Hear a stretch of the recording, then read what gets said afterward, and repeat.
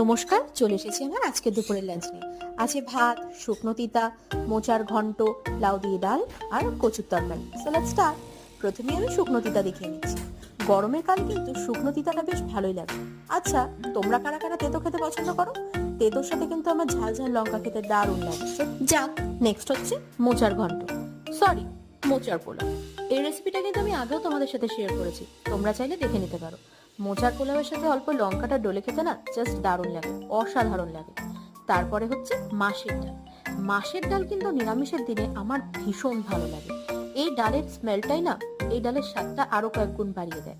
তারপর মা আজকে লাউ দিয়ে করেছিল। লাউটা ছিল বেশ মিষ্টি মিষ্টি, তাই ভাত দিয়ে মেখে খেয়ে নিয়েছি। এত ভালো লাগছিল না কি বলবো। আর সববার শেষে আলু কচুর ঝোল। আমার মা পাকা লঙ্কা ব্যবহার করে বলেছিলাম না, তাই রংটা দেখো কি সুন্দর আসে। আমার তো খুব ভালো লাগে তরকারিটা। যাই হোক, এই ছিল তো আমার lunch. What was your lunch? By.